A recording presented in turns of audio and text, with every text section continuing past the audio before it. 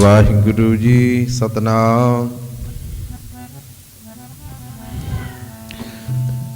सतनाम श्री वाहिगुरु जी। तुद आगे अरदास हमारी, जियो पिंड सब तेरा। कहो नानक सब तेरी वड्याई, कोई नाम न जाने मेरा। कोई नाम न जाने मेरा, गुरु जी सब तेरी वड्याई। नाम न जाने मेरा, सब तेरी वड्याई।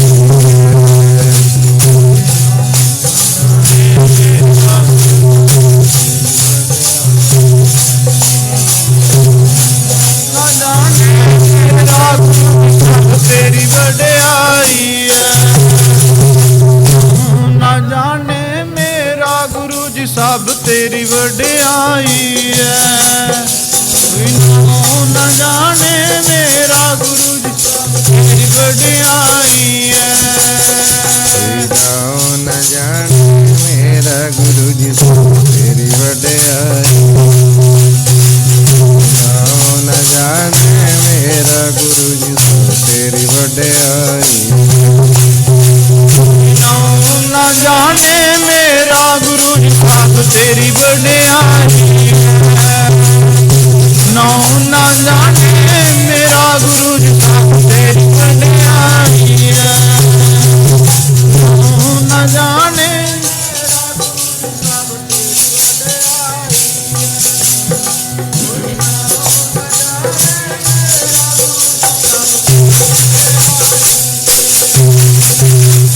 तेरी वड्याई है, तेरी वड्याई है, तेरी वड्याई है, तेरी वड्याई है,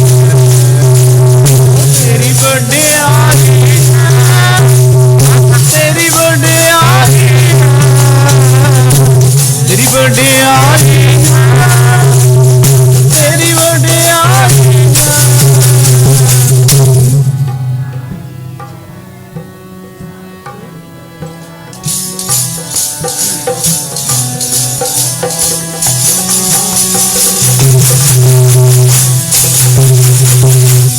तेरी वड्याई हम तेरी वड्याई। तेरी वड्याई है, हम तेरी वड्याई है। तेरी वड्याई है, गुरु जी सब तेरी वड्याई है। तेरी वड्याई है, गुरु जी सब तेरी वड्याई है।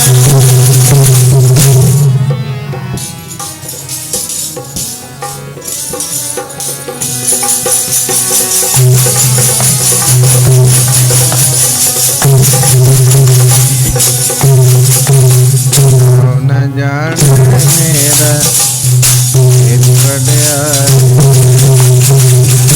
नाम न जाने मेरा, तेरी वड्याई। कोई नाम ना जाने मेरा, गुरु जी सब तेरी वड्याई है। नाम ना जाने मेरा, गुरु जी सब तेरी वड्याई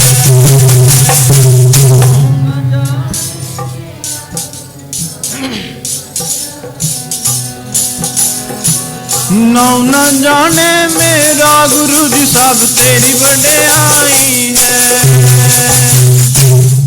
परम सन्मानयोग सतगुरां दी साजी ते नवाजी गुरु खालसा साध संगत जी, आओ सतगुरां ने महान किरपा कीती है। मੱਸਿਆ ਦੇ ਦਿਹਾੜੇ ਨੂੰ ਮੁੱਖ ਰੱਖਦਿਆਂ ਆਪਾਂ हर महीने की तरह महापुरखों वालों चलाई हुई परंपरा कि किसी ना किसी बहाने मनुख सतसंग नाल जुड़ जाता है। आओ महापुरखों ने काफ़ी समय तो जदों दे आपां इस स्थान ते आउण लगे ਹਰ ਮਹੀਨੇ ਇਹ ਮਹਾਨ ਕੁੰਭ ਮਹਾਂਪੁਰਖਾਂ ਵੱਲੋਂ ਰਚਿਆ ਜਾਂਦਾ ਹੈ। ਬੇਅੰਤ ਜਥੇ ਔਰ ਬੇਅੰਤ ਸੰਗਤਾਂ ਗੁਰਦੁਆਰਾ ਗੁਰੂਸਰ ਸਾਹਿਬ ਦੀ ਪਵਿੱਤਰ ਧਰਤੀ ਤੇ ਨਤਮਸਤਕ ਹੁੰਦੀਆਂ। ਸੋ ਆਓ, ਜਿੰਨਾ ਕੁ ਸਮਾਂ ਮਹਾਰਾਜ ਸਾਹਿਬ ਨੇ ਸਾਨੂੰ ਬਖਸ਼ਿਆ, ਆਓ ਆਪਾਂ ਉਹਨਾਂ ਸਮਾਂ ਮਹਾਰਾਜ ਸਾਹਿਬ ਦੇ ਚਰਨਾਂ ਵਿੱਚ ਹਾਜ਼ਰੀ ਭਰਨ ਦੀ ਕੋਸ਼ਿਸ਼ ਕਰੀਏ। ਵਡਭਾਗੀ ਹਰ ਸੰਗਤ ਪਾਵੈ, ਭਾਗਹੀਣ ਪ੍ਰਭ ਚੋਟਾਂ ਖਾਵੈ। ਕੀਰਤ ਪ੍ਰਭ ਕੀ ਗਾਓ ਮੇਰੀ ਰਸਨਾ। ਆ ਜਿਹੜੀ ਆਪਣੀ ਰਸਨਾ ਹੈ, ਉਸ ਅਕਾਲ ਪੁਰਖ ਪ੍ਰਮਾਤਮਾ ਦੀ ਕੀਰਤ ਗਾਵੇ, ਉਸ ਨਿਰੰਕਾਰ ਦੇ ਗੀਤ ਗਾਵੇ। ਜਿਵੇਂ ਵਿਆਹ ਸ਼ਾਦੀਆਂ ਦੇ ਵਿੱਚ ਪੁਰਾਣੇ ਸਮਿਆਂ ਦੇ ਵਿੱਚ ਗੀਤ ਗਾਏ ਜਾਂਦੇ ਸਨ, ਉੱਦਾਂ ਇਹ ਮਹਾਂਪੁਰਖਾਂ ਨੇ ਸਾਧ ਸੰਗਤ ਸਿੱਧੀਆਂ ਧਾਰਨਾ ਦੇ ਵਿੱਚ ਕੀਰਤਨ ਕਰਕੇ ਉਸ ਪ੍ਰਮਾਤਮਾ ਦੀ ਕੀਰਤ ਗਾਉਣ ਦੇ, ਪ੍ਰਮਾਤਮਾ ਦੇ ਚਰਨਾਂ ਵਿੱਚ ਜੁੜ ਕਰਕੇ ਉਹਦੇ ਗੀਤ ਗਾਉਣ ਦੇ ਜਿਹੜੇ ਸਰਲ ਤਰੀਕੇ ਸਾਨੂੰ ਮਹਾਂਪੁਰਖਾਂ ਨੇ ਦਿੱਤੇ ਹੈ, ਉਹਨਾਂ ਸਰਲ ਤਰੀਕਿਆਂ ਦੇ ਨਾਲ ਆਪਾਂ ਮਹਾਰਾਜ ਸਾਹਿਬ ਦੇ ਗੁਣ ਗਾ ਰਹੇ ਹਾਂ। ਕੋਈ ਪੂਰਬਲਾ ਕਰਮ ਹੁੰਦਾ ਹੈ ਜਦੋਂ ਇਨਸਾਨ ਸੰਗਤ ਵਿੱਚ ਚੱਲ ਕੇ ਆਉਂਦਾ ਹੈ, ਨਹੀਂ ਤੇ ਆਪਾਂ ਵੇਖਦੇ ਹਾਂ ਵੀ ਕੁਸੰਗਤ ਪੈਰ ਪੈਰ ਤੇ ਹੈ। ਚੰਗੇ ਪਾਸੇ ਵੱਲ ਜਾਣ ਨੂੰ ਸਾਡਾ ਮਨ ਨਹੀਂ ਕਰਦਾ, ਮਾੜੇ ਪਾਸੇ ਵੱਲ ਆਪਾਂ ਝੱਟ ਤਿਆਰ ਹੋ ਜਾਂਦੇ ਹਾਂ। ਇਨਸਾਨ ਦੀ ਇਹ ਫਿਤਰਤ ਹੈ ਕਿ ਮਾੜੇ ਪਾਸੇ ਵੱਲ ਜ਼ਿਆਦਾ ਜਾਂਦਾ ਹੈ, ਕਿਉਂ? ਮਨ ਡੋਲ ਜਾਂਦਾ ਹੈ। ਮਨ ਬਾਂਦਰ ਕੀ ਨਿਆਈ ਹੈ, ਬਾਂਦਰ ਦੀ ਤਰ੍ਹਾਂ ਮਨ ਹੈ ਸਾਡਾ। ਇਹ ਸਾਧ ਸੰਗਤ ਦੁਨੀਆ ਦੇ ਰੰਗ ਤਮਾਸ਼ੇ ਵੇਖ ਕੇ ਡੋਲ ਜਾਂਦਾ ਹੈ। ਸਾਡੇ ਮਹਾਂਪੁਰਖ ਸਾਨੂੰ ਇਹੀ ਤੇ ਸਮਝਾਉਂਦੇ ਆ, ਭਾਈ ਜੇ ਵਸ ਵਿੱਚ ਕਰਨਾ ਤਾਂ ਮਨ ਨੂੰ ਵਸ ਵਿੱਚ ਕਰ ਲੈ, ਮਨ ਨੂੰ ਕਾਬੂ ਕਰ ਲੈ। ਜੇ ਤੇਰਾ ਮਨ ਕਾਬੂ ਵਿੱਚ ਆ ਗਿਆ, ਮਨ ਜੀਤੈ ਜਗ ਜੀਤ। ਜੇ ਤੂੰ ਮਨ ਤੇ ਜਿੱਤ ਪ੍ਰਾਪਤ ਕਰ ਲਈ, ਤੂੰ ਫਿਰ ਦੁਨੀਆ ਤੇ ਜਿੱਤ ਪ੍ਰਾਪਤ ਕਰ ਲੇਗਾ। ਜੇ ਮਨ ਹੀ ਨਾ ਜਿੱਤਿਆ ਗਿਆ, ਤੂੰ ਦੁਨੀਆ ਨੂੰ ਜਿੱਤਣ ਨੂੰ ਫਿਰਦਾ ਹੈ। ਮਹਾਂਪੁਰਖ ਕਹਿੰਦੇ ਹੈ, ਮਨ ਜਿੱਤਣ ਦੀਆਂ ਗੱਲਾਂ, ਦੁਨੀਆ ਜਿੱਤਣ ਦੀਆਂ ਗੱਲਾਂ ਕਰਦਾ, ਤੇਰੇ ਤੋਂ ਆਪਣਾ ਮਨ ਤੇ ਜਿੱਤਿਆ ਨਹੀਂ ਜਾਂਦਾ। ਇਸੇ ਕਰਕੇ ਸਾਨੂੰ ਮਹਾਂਪੁਰਖ ਸਮਝਾਉਂਦੇ ਆ, ਤੇ ਤੂੰ ਮਨ ਜਿੱਤਿਆ ਨਾ ਜਾਵੇ, ਉਹ ਦੁਨੀਆ ਨੂੰ ਜਿੱਤਣ ਵਾਲਿਆ। ਮਨ ਜਿੱਤਿਆ ਨਾ ਜਾਵੇ, ਦੁਨੀਆ ਨੂੰ ਜਿੱਤਣ ਵਾਲਿਆ। ਮਨ ਜਿੱਤਿਆ ਨਾ ਜਾਵੇ, ਦੁਨੀਆ ਨੂੰ ਜਿੱਤਣ ਵਾਲਿਆ। ਮਨ ਜਿੱਤਿਆ ਨਾ ਜਾਵੇ, ਦੁਨੀਆ ਨੂੰ ਜਿੱਤਣ ਵਾਲਿਆ। ਮਨ ਜਿੱਤਿਆ ਨਾ ਜਾਵੇ, ਜਿੱਤਣ ਵਾਲਿਆ। ਤੇ ਤੂੰ ਮਨ ਜਿੱਤਿਆ ਨਾ ਜਾਵੇ, ਦੁਨੀਆ ਨੂੰ ਜਿੱਤਣ ਵਾਲਿਆ। ਮਨ ਜਿੱਤਿਆ ਨਾ ਜਾਵੇ, ਦੁਨੀਆ ਨੂੰ ਜਿੱਤਣ ਵਾਲਿਆ। ਮਨ ਜਿੱਤਿਆ ਨਾ ਜਾਵੇ, ਦੁਨੀਆ ਨੂੰ ਜਿੱਤਣ ਵਾਲਿਆ। ਮਨ ਜਿੱਤਿਆ ਨਾ ਜਾਵੇ, ਦੁਨੀਆ ਨੂੰ ਜਿੱਤਣ ਵਾਲਿਆ। ਮਨ ਜਿੱਤਿਆ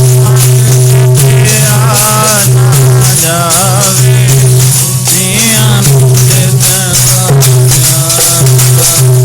ਮਨ ਜਿੱਤੇ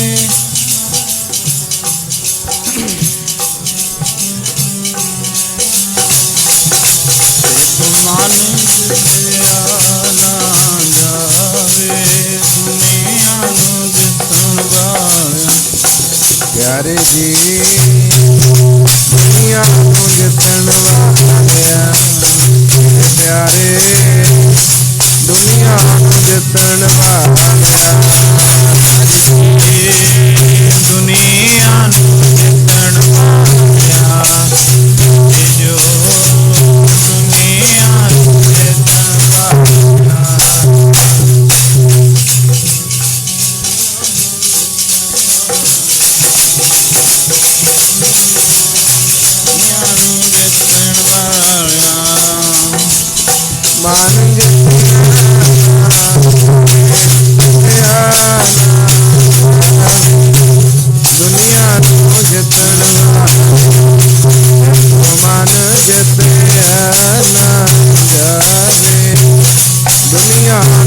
ਵਾਲਿਆ ਮਨ ਜਿਤੇ ਆਨਾ ਜਾਵੇ ਦੁਨੀਆ ਨੂੰ ਜਿਤਨ ਵਾਲਿਆ ਮਨ ਜਿਤੇ ਆਨਾ ਜਾਵੇ ਦੁਨੀਆ ਨੂੰ ਜਿਤਨ ਵਾਲਿਆ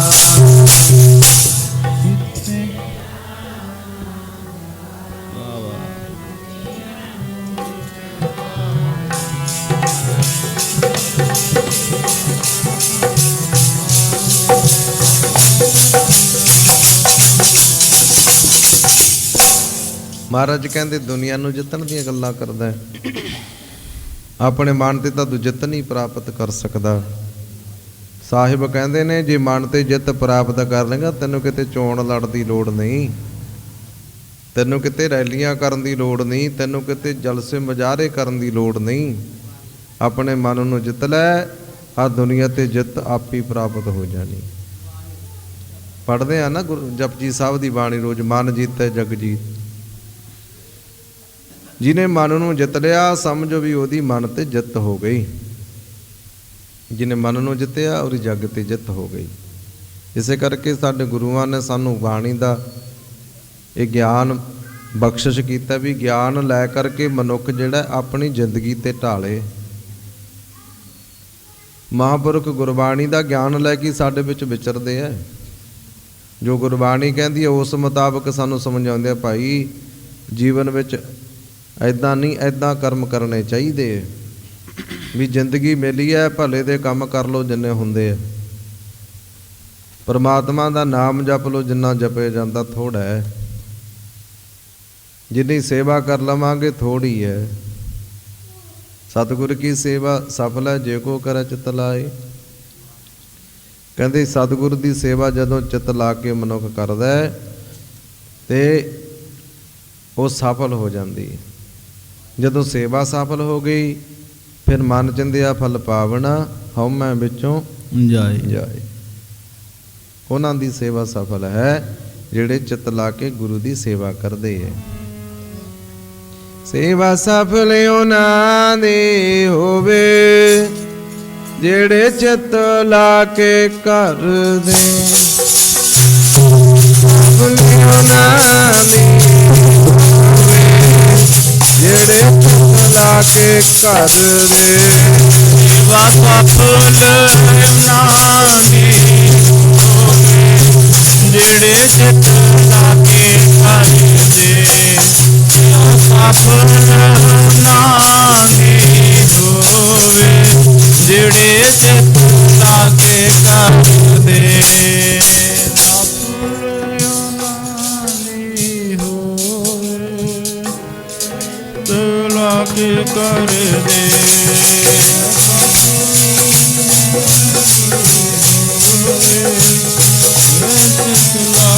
ਕਰਦੇ। ਪਿਆਰਿਓ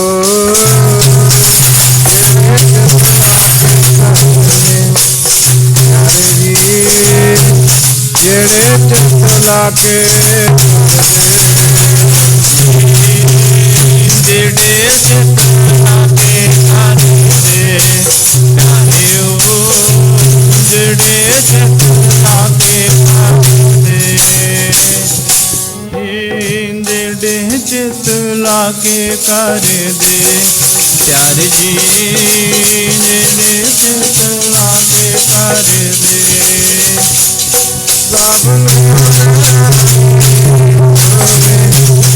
ਨਾਮੀ ਹੋਵੇ ਜਿਹੜੇ ਚਿੱਤ ਲਾ ਕੇ ਕਰਦੇ। ਸੇਵਾ ਸਫਲ ਨਾਮੀ ਹੋਵੇ ਜਿਹੜੇ ਚਿੱਤ ਲਾ ਕੇ ਕਰਦੇ। ਨਾਮੀ ਹੋਵੇ ਜਿਹੜੇ ਚਿੱਤ ਲਾ ਕੇ ਕਰਦੇ। ਸੇਵਾ ਸਫਲ ਨਾਮੀ ਹੋਵੇ ਜਿਹੜੇ ਚਿੱਤ ਲਾ ਕੇ ਕਰਦੇ।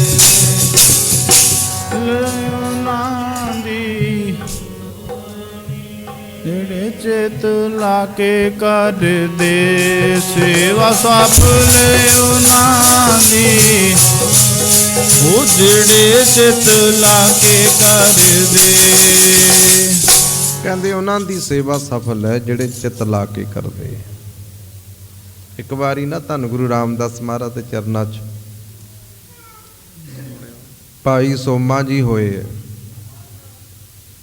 ਇਤਿਹਾਸ ਦੇ ਵਿੱਚ ਗੁਰੂ ਰਾਮਦਾਸ ਸਾਹਿਬ ਜੀ ਵੇਲੇ ਭਾਈ ਸੋਮਾ ਜੀ ਹੋਏ।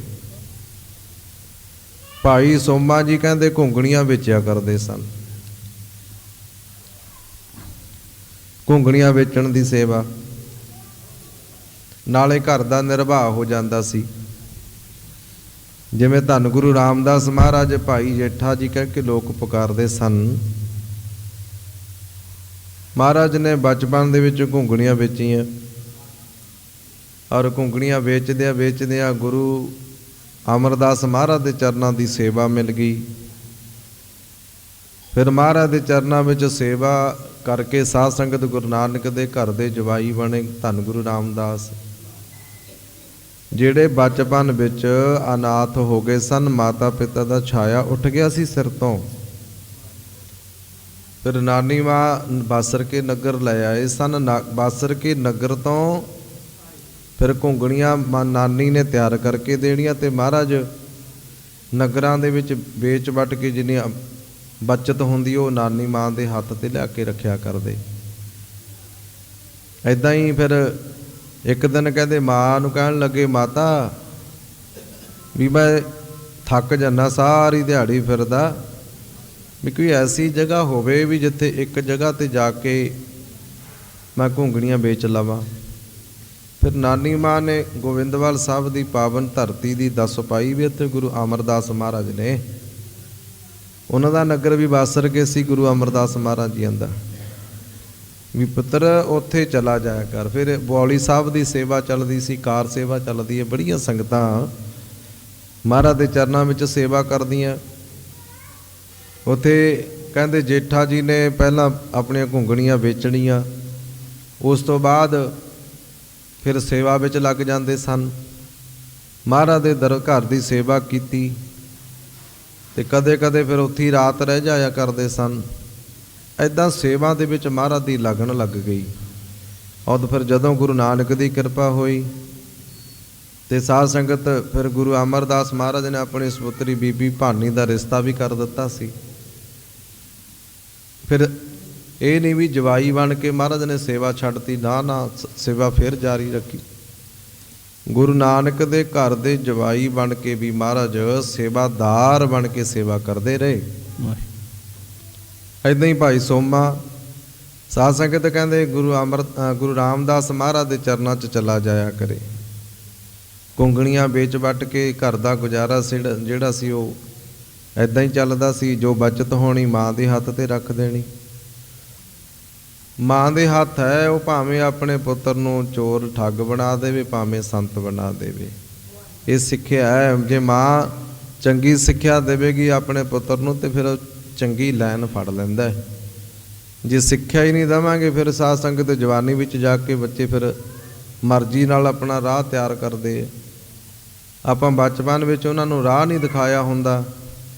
ਜੇ ਬਚਪਨ ਵਿੱਚ ਰਾਹ ਦਿਖਾਇਆ ਹੋਵੇ, ਬੱਚਿਓ ਆਹ ਰਸਤਾ ਭਾਈ ਤੁਹਾਡੇ ਵਾਸਤੇ ਠੀਕ ਹੈ, ਆਹ ਰਸਤਾ ਤੁਹਾਡੇ ਵਾਸਤੇ ਗਲਤ ਹੈ। ਜੇ ਗਲਤ ਠੀਕ ਬਾਰੇ ਬੱਚੇ ਨੂੰ ਦੱਸਿਆ ਹੋਏਗਾ, ਚੰਗੇ ਰਸਤੇ 'ਤੇ ਤੋਰਿਆ ਹੋਏਗਾ, ਸਹੀ ਰਸਤੇ 'ਤੇ ਤੁਰਿਆ ਹੋਇਆ ਮਨੁੱਖ ਇੱਕ ਦਿਨ ਮੰਜ਼ਿਲ 'ਤੇ ਪਹੁੰਚ ਜਾਂਦਾ ਹੈ। ਹੁਣ ਆਪਣੇ ਮਹਾਂਪੁਰਖਾਂ ਨੇ ਇੱਕ ਰਸਤਾ ਹੀ ਹੈ ਜਿਹੜਾ ਫੜਿਆ ਹੋਇਆ ਹੈ।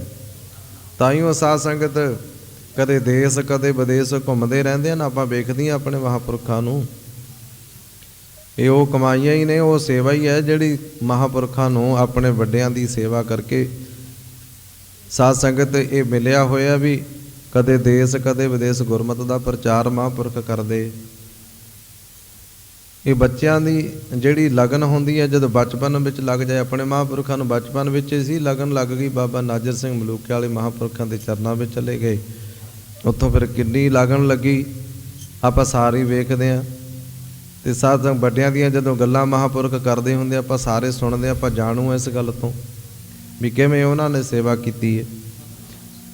ਭਾਈ ਸੋਮਾ ਕਹਿੰਦੇ ਸਾਧ ਸੰਗਤ ਘੁੰਗਣੀਆਂ ਵੇਚ ਕੇ ਜਾ ਕੇ ਬੱਚਤ ਆਪਣੀ ਮਾਂ ਨੂੰ ਦੇ ਦਿਆ ਕਰੇ। ਇੱਕ ਦਿਨ ਟਹਿਲਦੇ ਧੰਨ ਗੁਰੂ ਰਾਮਦਾਸ ਮਹਾਰਾਜ ਸੱਚੇ ਪਾਤਸ਼ਾਹ ਕਹਿੰਦੇ ਭਾਈ ਸੋਮੇ ਦੇ ਅੱਗੇ ਦੀ ਲੰਘਣ ਲੱਗਦੇ ਐ।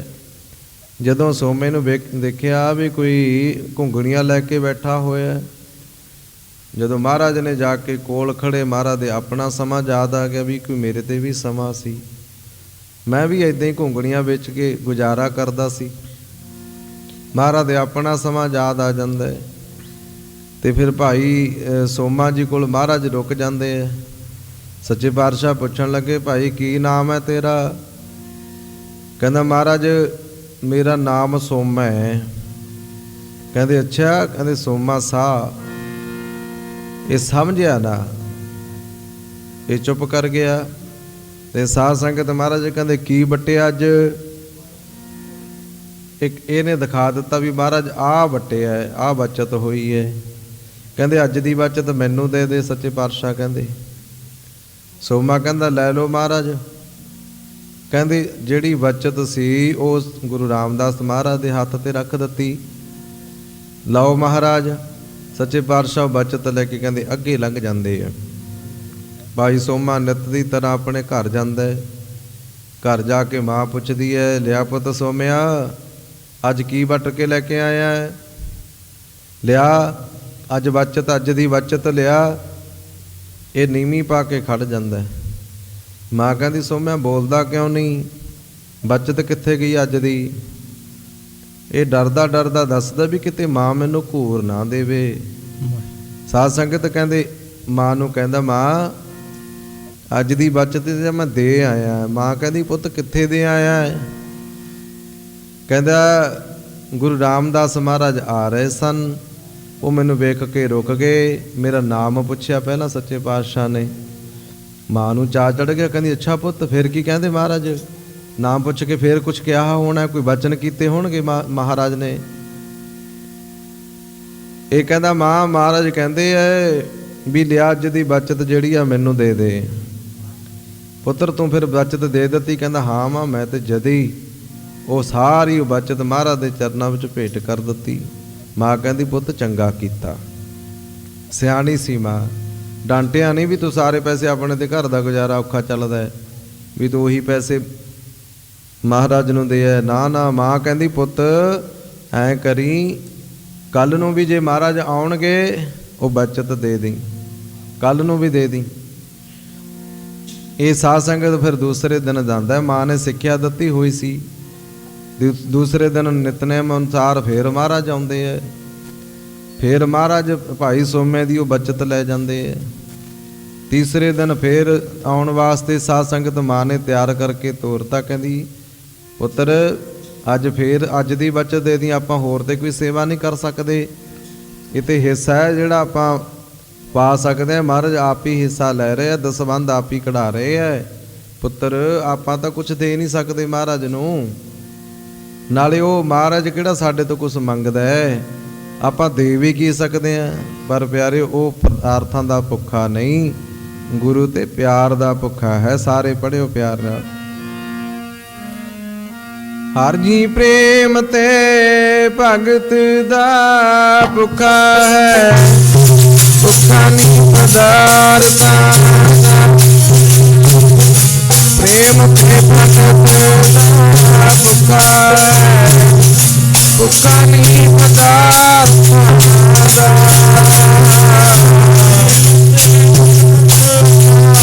ਭੁੱਖਾ ਹੈ ਨਹੀਂ ਪਦਾਰਥਾਂ ਹਰ ਜੀ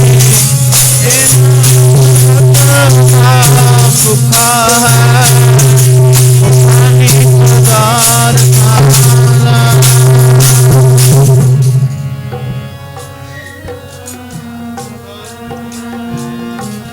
ਨੀ ਪਦਾਰਥਾਂ ਦਾ।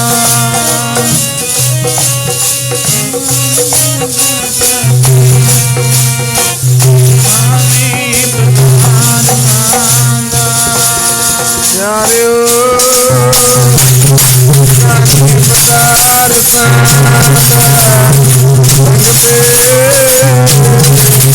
ਖਾਨੀ ਪਦਾਰਥਾਂ ਪਿਆਰਿਓ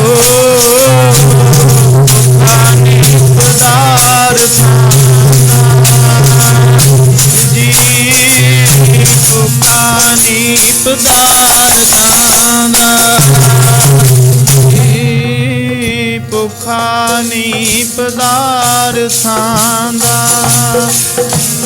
ਓ ਭੁਖਾਨੀ ਪਦਾਰਥਾਂ ਦਾ ਆਰਤੀ ਪਾਓ ਤੇ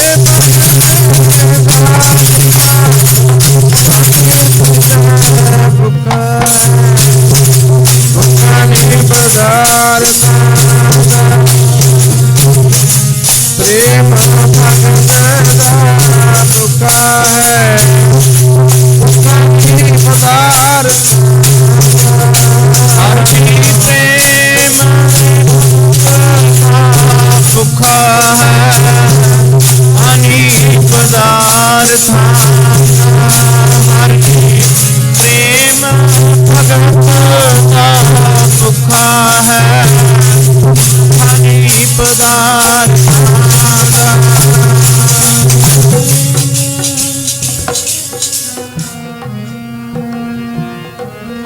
ਨੀ ਪਦਾਰਥਾਂ ਦਾ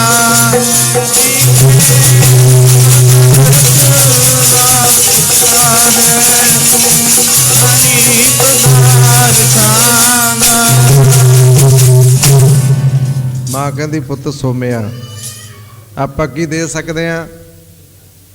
ਅੱਛਾ ਐ ਕਰੀ ਅੱਜ ਫੇਰ ਅੱਜ ਦੀ ਬਚਤ ਮਹਾਰਾਜ ਦੇ ਚਰਨਾਂ 'ਚ ਭੇਟ ਕਰ ਦੇਈ। ਯਾਦ ਰੱਖੀ ਜੇ ਨਾ ਆਏ ਤੇ ਆਪ ਦੇਣ ਚਲਾ ਜਾਈ। ਤੀਸਰੇ ਦਿਨ ਫਿਰ ਉਡੀਕਦਾ ਸੋਮਾ ਵੀ ਮਹਾਰਾਜ ਆਉਣਗੇ ਕਦੋਂ ਮੈਂ ਸੇਵਾ ਵਿੱਚ ਹਿੱਸਾ ਪਾਵਾਂ। ਤੀਸਰੇ ਦਿਨ ਮਹਾਰਾਜ ਨਾ ਆਏ ਤੇ ਸਾਧ ਸੰਗਤ ਫਿਰ ਕਹਿੰਦੇ ਉਡੀਕ ਉਡੀਕ ਕੇ ਚਲਾ ਗਿਆ ਮਹਾਰਾਜ ਦੇ ਚਰਨਾਂ 'ਚ। ਸੱਚੇ ਪਾਤਸ਼ਾਹ ਦੇ ਚਰਨਾਂ 'ਚ ਨਮਸਕਾਰ ਕੀਤੀ। ਮਹਾਰਾਜ ਕਹਿੰਦੇ ਸੋਮਿਆ ਤੂੰ ਆ ਗਿਆ? ਕਹਿੰਦਾ ਹਾਂ ਮਹਾਰਾਜ। ਕਹਿੰਦਾ ਮਹਾਰਾਜ ਮੈਂ ਤੇ ਕਦੋਂ ਦਾ ਉਡੀਕਦਾ ਸੀ ਕਿ ਤੁਸੀਂ ਆਓਗੇ। ਸੱਚੇ ਪਾਤਸ਼ਾਹ ਮੈਂ ਤੇ ਉਡੀਕ ਉਡੀਕ ਕਹਿਆ। ਮਾਂ ਨੇ ਕਿਹਾ ਸੀ ਵੀ ਜੇ ਮਹਾਰਾਜ ਆਉਣਗੇ ਤਾਂ ਫਿਰ ਬਚਤ ਦੇ ਦੇਈਂ, ਜੇ ਨਾ ਆਏ ਤੇ ਆਪ ਚਲਾ ਜਾਈਂ। ਮਹਾਰਾਜ ਮੇਰੀ ਮਾਂ ਨੇ ਸਿੱਖਿਆ ਦਿੱਤੀ ਹੈ। ਮਹਾਰਾਜ ਨੇ ਸ਼ੁਕਰ ਕੀਤਾ ਕਿ ਧੰਨ ਉਹ ਜਨਨੀ ਜਿਹਨੇ ਇਹੋ ਜਿਹੇ ਪੁੱਤਰ ਨੂੰ ਜਨਮ ਦਿੱਤਾ। ਜਿਨ੍ਹਾਂ ਦੇ ਬੱਚੇ ਨੇਕ ਹੁੰਦੇ ਆ ਨਾ ਉਹਨਾਂ ਦੀਆਂ ਮਾਵਾਂ ਨੂੰ ਵੀ ਧੰਨ ਆਖਿਆ ਗੁਰਬਾਣੀ ਨੇ। ਮਾਵਾਂ ਨੂੰ ਧੰਨ ਆਖਿਆ। ਤੇ ਸਾਧ ਸੰਗਤ ਮਹਾਰਾਜ ਦੇ ਚਰਨਾਂ 'ਚੋਂ ਸਾਰੀ ਬਚਤ ਰੱਖ ਦਿੱਤੀ। ਸੱਚੇ ਪਾਤਸ਼ਾਹ ਕਹਿਣ ਲੱਗੇ ਸੋਮਿਆ ਉਹ ਭਾਈ ਤੇਰੀ ਬਚਤ ਘਟਦੀ ਜਾਂਦੀ ਏ। ਬਚਪਨ ਸੀ, ਪਹਿਲੇ ਦਿਨ ਜ਼ਿਆਦਾ ਪੈਸੇ ਸਨ, ਦੂਸਰੇ ਦਿਨ ਘਟ ਗਏ, ਅੱਜ ਤੀਸਰੇ ਦਿਨ ਹੋਰ ਘਟ ਗਈ ਹੈ ਤੇਰੀ ਬਚਤ। ਇਹ ਘਟਦੀ ਕਿਉਂ ਜਾਂਦੀ ਹੈ? ਕਹਿੰਦਾ ਮਹਾਰਾਜ ਮੈਂ ਗਰੀਬ ਹਾਂ। ਸੱਚੇ ਪਾਤਸ਼ਾਹ ਕਹਿੰਦੇ ਗਰੀਬ? ਤੂੰ ਗਰੀਬ ਕਿੱਥੇ ਆ? ਕਹਿੰਦਾ ਚੰਗੇ ਮਹਾਰਾਜ ਕਹਿੰਦੇ ਚੰਗਾ ਐਂ ਦੱਸ ਵੀ ਭਾਈ ਮਾਇਆ ਲੈਣ ਵਾਲਾ ਗਰੀਬ ਹੁੰਦਾ ਕਿ ਦੇਣ ਵਾਲਾ? ਕੌਣ ਹੁੰਦਾ ਗਰੀਬ? ਜਿੱਦੋਂ ਕੁਝ ਲਈਏ ਉਹ ਗਰੀਬ ਹੁੰਦਾ ਕਿ ਦੇਣ ਵਾਲਾ? ਦੇਣ ਵਾਲਾ ਕੀ ਹੁੰਦਾ? ਕਹਿੰਦਾ ਮਹਾਰਾਜ ਦੇਣ ਵਾਲਾ ਅਮੀਰ ਹੁੰਦਾ ਤੇ ਲੈਣ ਵਾਲਾ ਗਰੀਬ ਹੁੰਦਾ ਹੈ। ਸੱਚੇ ਪਾਤਸ਼ਾਹ ਹੁਣ ਉਹਨੂੰ ਪਤਾ ਨਹੀਂ ਸੀ ਵੀ ਇਹ ਗੱਲ ਮੈਂ ਕੀ ਕਰ ਰਿਹਾ। ਮਹਾਰਾਜ ਨੇ ਘੁੱਟ ਕੇ ਗਲਵੱਕੜੀ ਵਿੱਚ ਲੈ ਲਿਆ। ਕਹਿੰਦੇ ਸਾਡਾ ਸੋਮਾ ਸ਼ਾਹਾਂ ਦਾ ਸ਼ਾਹ ਆਸ਼ੀਰਵਾਦ ਦੇਣ ਲੱਗੇ ਸੱਚੇ ਪਾਤਸ਼ਾਹ। ਕਹਿੰਦੇ ਸੋਮਿਆ ਤੂੰ ਗਰੀਬ ਨਹੀਂ, ਤੂੰ ਤੇ ਸ਼ਾਹਾਂ ਦਾ ਵੀ ਸ਼ਾਹ ਹੈ। ਇਹ ਕਹਿੰਦਾ ਮਹਾਰਾਜ ਸ਼ਾਹਾਂ ਦੇ ਸ਼ਾਹ ਤੇ ਤੁਸੀਂ ਹੋ ਸੱਚੇ ਪਾਤਸ਼ਾਹ।